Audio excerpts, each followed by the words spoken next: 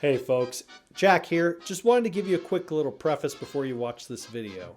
I designed these episodes to be a part of Happy the Knife's channel for his series How Horrific. I decided instead to just compile them here on my channel so you can just kind of marathon them and hopefully you'll enjoy them. I highly recommend checking out his channel, link in the description below, as well as his merchandise. Tell him Jack sent you, keep on enjoying Jackoween, and now on to the show. Hey everyone, this is Jack from Jack Knives Reviews here, giving you a special new segment I made just for Happy the Knife. This is What the Horror? In this segment, we're going to be looking at movies that are really just on the spectrum of what the hell did I just watch? And movies that make you, as a horror fanatic, or not, puzzle and question what did you just watch? To start us off, let's take a look at a movie that asks the question, what if a weird 90s sitcom suddenly exploded in on itself full of madness, blood, and murder? This is Crazy House. Bernie Christian, a stay-at-home bumbling religious father, Ava, the no-nonsense businesswoman mother, their two kids Adam and Sarah, and of course their dog Angel, all live a pretty normal life, with occasional hijinks. But everything changes when a mysterious Russian family comes into their home, shaking the very foundation of their world of color into a world of blood and violence. If you've ever watched late night Adult Swim, you've clearly seen those weird, dark segments that are satires of either sitcoms or things of that nature that make you go, what did I just watch? But it sticks in the back of your head. Imagine if that were a full-length movie. You pretty much get this movie. Nick Frost plays this weird, hyper-Christian dad who's also a caretaker, and the mom, played by Alicia Silverstone, is this no-nonsense businesswoman, kind of giving me vibes of Angelica's mom from Rugrats. If you know, you know. It's just a weird dynamic, and you ask yourself, like, why are these two here together? But just as you're starting to kind of get a vibe of how this is gonna be, like, it just goes bonkers. Like, it goes so off the rails so quickly.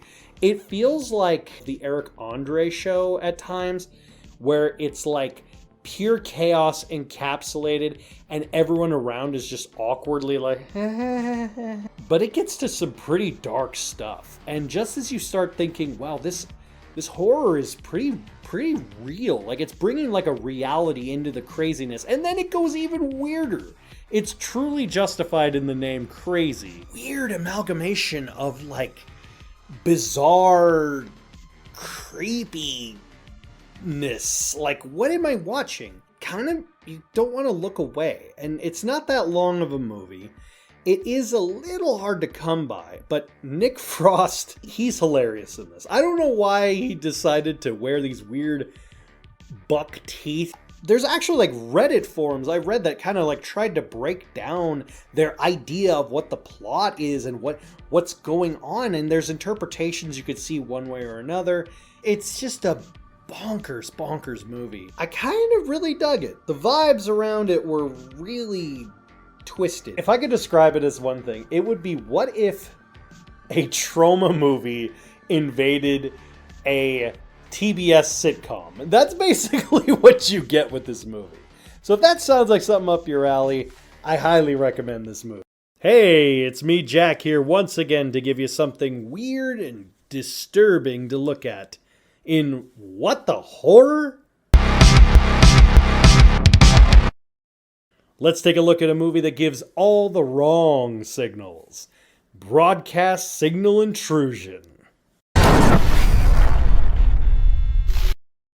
James is a video archivist, digitizing old tapes and broadcasts at a local television station, grieving over his wife Hannah, who disappeared 3 years prior. While working, he stumbles across an interrupted broadcast with disturbing imagery, which affects him viscerally. This starts a rabbit hole through tapes, which have a connection to a mysterious figure wearing a mask and several missing women, one of them resembling Hannah. This movie is as close to a remake of Videodrome in the modern day as I can really think of. Unlike Videodrome, which I do enjoy, obviously I do like Cronenberg, the one thing that this movie does a little bit more is the justification of the character's motive. In the movie Videodrome, it was essentially just curiosity killed the cat. In this movie, the main character James actually has a motive for what he's doing. He's trying to connect to this one signal that's theorized to be something to do with missing people, and showing horrifying, weird, disturbing imagery that messes with people's minds. It is set in the 90s, although it doesn't really too much feel like the 90s, and you could tell that the budget isn't insanely high, but they do a lot with what they have. And I think that's one of the reasons it works for me. Now, I know that this is a mixed bag of a movie, but then again, so is Videodrome. One of the things that makes this movie work, though, is when you see the imagery, it's disturbing in a real sense. What I mean by that is it feels like you shouldn't be watching something. Like you accidentally stumbled upon something that you shouldn't have seen. People like me who grew up in the 90s really have a fond recollection of skimming through channels and occasional boredom.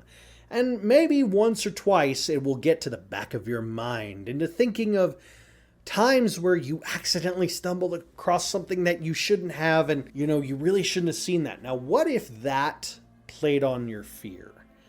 That's kind of where this movie presides. And I don't mean to keep comparing it to Videodrome because I like them both, but I have to because it's so similar to it. It freaks with your mind, man. One of the things it does actually do really well, though, unlike Videodrome, it didn't have a good payoff. But this, the villain, he made the movie. Chris Sullivan plays the mastermind, let's say. And he has a very good resume of playing these characters that are always sticking in my mind. You will most likely know him most famously as Taserface in Guardians of the Galaxy 2. I will always remember him as the mysterious man in I Trapped the Devil. Just like that performance, it stuck with me. And I like this performance as well. It really elevates an otherwise fairly competent movie and executed in a fairly good way. Weirdly enough, this movie is available on Tubi, which is kind of funny when you think about the fact that it's a movie about messing with broadcasts and someone stumbling across it, and it's on a free app. It's just kind of funny if you think about it. I really do recommend people checking it out because it is a movie that if you give it time, it's gonna get under your skin. It's a good independent horror film, and I personally do recommend it. Hey everyone, it's me, Jack, once again to give you a cavalcade into the crazy that is the horror genre in a segment called What the Horror?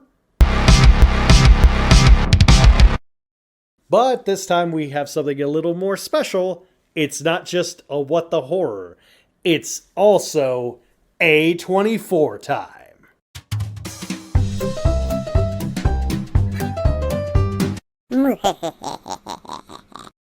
Let's take a look at a movie that puts the word me in men. This is Men.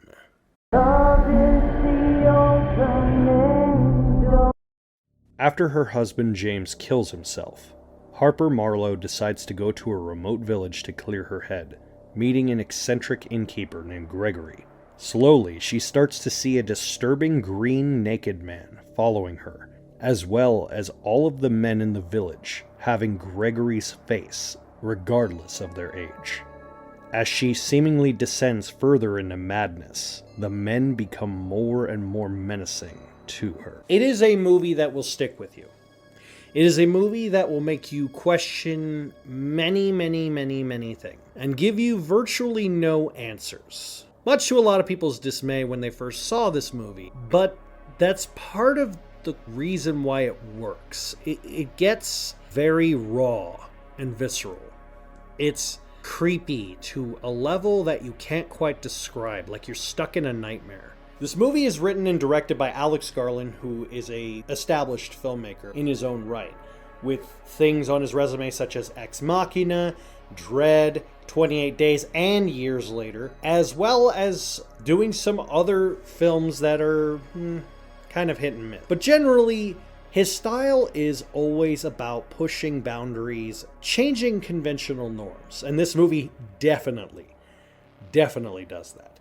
It is all about misidentifying people. It's a lot of interpretations I've seen of this movie that people have just dissected it, and it's, again, one of those movies that you can really dig deep and try to find something about what this movie is. Like, I've heard people use folklore to explain it, demon, nightmares. I've seen it as opposition towards feminism. I've seen so many interpretations of it. More of an opportunity for anyone watching it to see their own interpretation of it.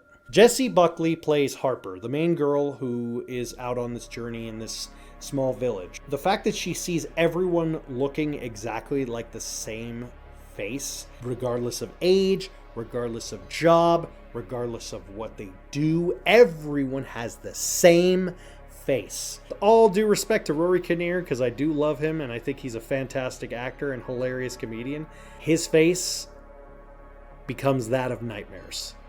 It truly does. He outshines and sustains this movie. This feels really disturbing. You don't feel safe watching this movie. She doesn't feel safe. As the film progresses, neither do you in the audience feel safe. I can't really give too much away without spoiling the movie, but trust me when I say it is a movie that sticks in here. And it is justified to be in this segment because it is a weird movie. I can't emphasize enough how weird this entire concept, execution, and just presented as it is movie is. And it's just off. That's the only way I could describe it. It's off. Maybe that's the point, that it is supposed to be off. But I don't know. I'll leave it up to you to decide. Hey folks, it's Jack once again with another segment of What the Horror? What happens if you take a revolutionary filmmaker known for their what the effery and give him a giant budget and he tries to make a great horror movie? Well, you get Hiroku the Goblin.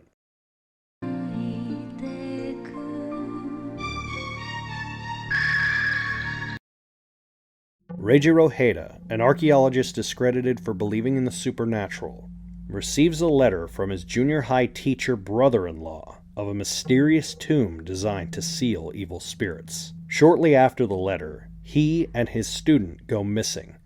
Heda, along with Maso, are trying to find the mysterious missing people, stumbling upon horrifying creatures, luring people in with human-like faces and voices on their spider-like bodies.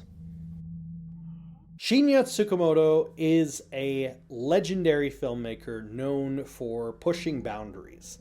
For those in the horror scope that may not be familiar with his name, you definitely have heard of a little film he did called Tetsuo the Iron Man. Let's be honest, you could take pretty much any of Tsukamoto's films and make an entire segment like this of What the Effery, but I decided to do Hiroku the Goblin for two very specific reasons. One, it's that Tsukamoto's style is very divisive. It's very push. He takes that whole aspect that Sam Raimi did with the zoom-in camera angles going crazy and messes with you, and took it to the nth degree, and pushed boundaries with body horror and weird, disturbing things. But what I love about Hiroku the Goblin is it's actually very subdued, especially for Tsukamoto, but it's still disturbing. Just the right amount that I feel that any horror fan could actually enjoy this movie.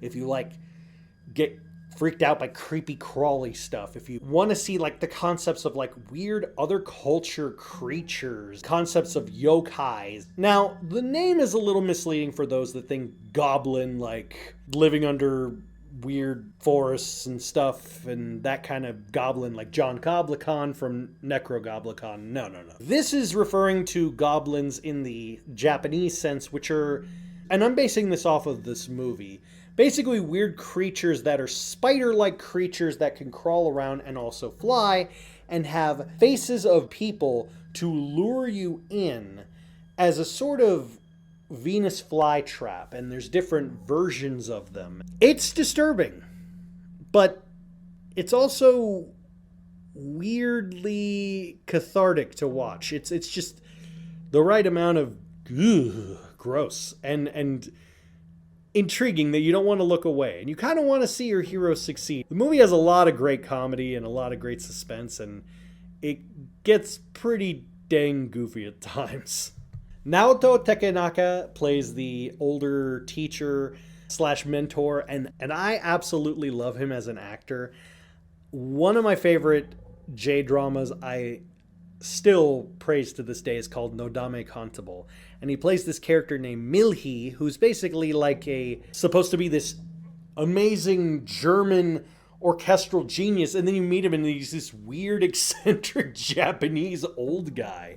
And so every time I see the actor, I'm like, Milhi! Because he's just so goofy. But it's kind of cool to see him in a younger state. And he plays this kind of nervous, but honestly genuine character. The movie itself has great pacing, great story. And again, it gets under your skin in more ways than one. It's highly recommended to check it out by me. I want to own it if I can find a copy. It's very hard to find a physical print of this movie, but it is available on different streaming platforms as well as, I believe, the Internet Archive database. But I highly recommend checking this movie out. If you want a good creepy crawly time that'll make you go, what the horror, definitely check it out.